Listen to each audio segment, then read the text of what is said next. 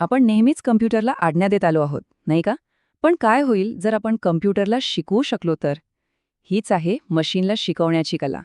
पारंपरिक प्रोग्रामिंगच्या खूप पुढची गोष्ट. चला तर मग या नवीन जगात एक नजर टाकूया. जरा विचार करा.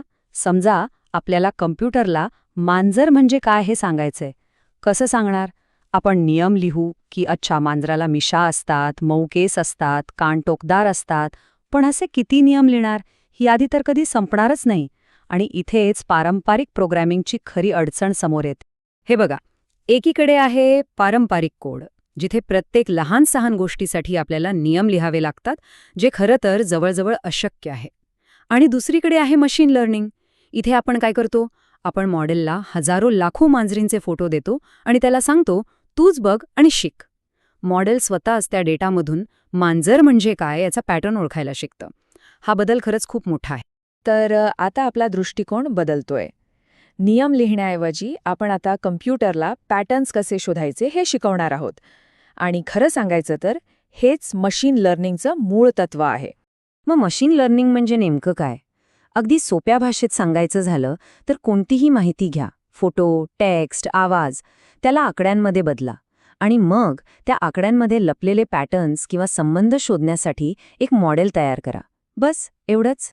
या प्रवासातली पहिली आणि सगळ्यात महत्त्वाची पायरी कोणती माहिती आहे? आपल्या आजूबाजूच्या जगाला, या सगळ्या माहितीला कम्प्युटरला समजेल अशा भाषेत, म्हणजे अंकांच्या भाषेत रूपांतरित करणं. एक गोष्ट अगदी पक्की लक्षात ठेवली पाहिजे. कम्प्युटरसाठी प्रत्येक गोष्ट म्हणजे अंक. त्याला एखादा फोटो दिसण्यासाठी किंवा एखादं वाक्य समजण्यासाठी त्या प्रत्येक गोष्टीला आकड्यांमध्येच बदलावं लागतं.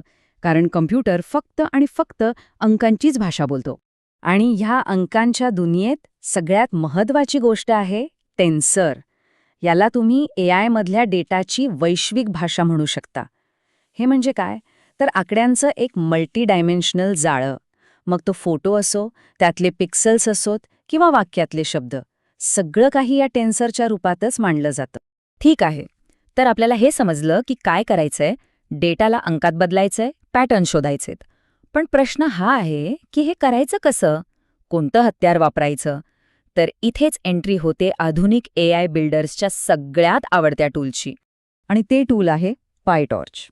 पायटॉर्च हे फक्त एक साधं टूल नाहीये, तर जगातले मोठमोठे AI संशोधक ज्या फ्रेमवर्कवर सगळ्यात जास्त विश्वास ठेवतात ते आहे पायटॉर्च. आणि हे आम्ही नाही, आकडेच सांगतायत. डिसेंबर 2021 ची गोष्ट आहे.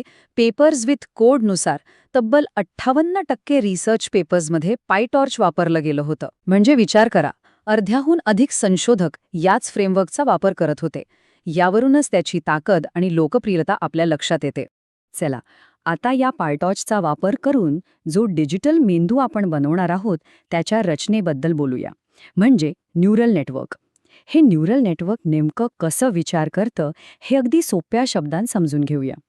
हे वाक्य बघा, किती सोप्या शब्दात सगळं काही सांगितलंय.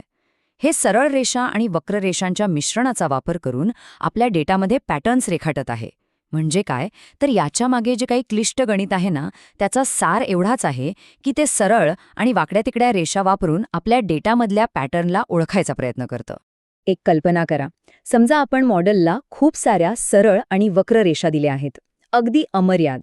मग ते काय करतं? ते या सगळ्या रेषांना एकत्र करून आपल्या डेटामधल्या कोणत्याही पॅटर्नभोवती एक अचूक बाउंड्री काढायला शिकतं. जणू काही एखादं चित्रकारच. ठीक आहे, तर आपला डिजिटल मेंदू तयार आहे, त्याला चित्र काढायला रेषाही मिळाल्या आहेत. पण आता येतोय सगळ्यात महत्त्वाचा आणि रोमांचक भाग. या मेंदूमध्ये शिकण्याची ठिणगी कशी टाकायची? म्हणजेच याची ट्रेनिंग प्रोसेस कशी होते? ही शिकण्याची प्रक्रिया कदाचित एखाद्या जादूसारखी वाटेल, पण खरं तर ती फक्त 4 सोप्या स्टेप्समध्ये होते. पहिलं, मॉडेल काहीतरी अंदाजे उत्तर देतं.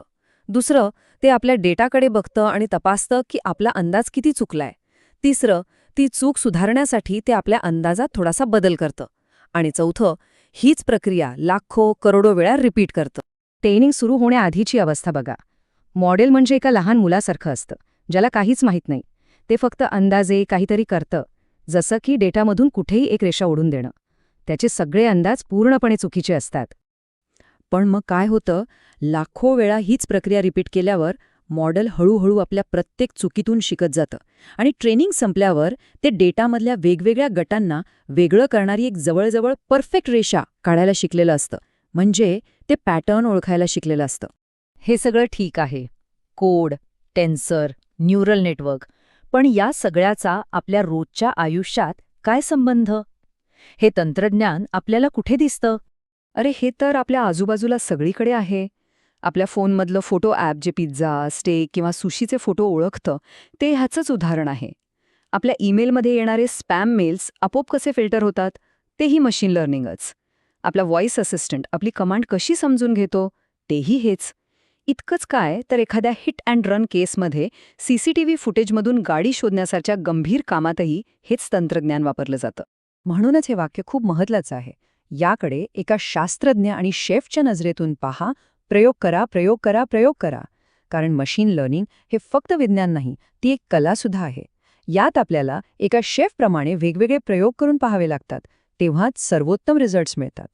तर आत्ता विचार करा, जेव्हा मशीन्स जवळपास कुठल्याही गोष्टीतले पॅटर्न शोधायला शिकू शकतात, तर मग आपण त्यांना पुढचे कोणते नवीन पॅटर्न्स बघायला शिकवणार आहोत? या तंत्रज्ञानाने आपल्यासमोर शक्यतांचं एक नवीन जग उघडं केलं आहे. आता यापुढे काय, हे आपल्या कल्पनाशक्तीवर अवलंबून आहे.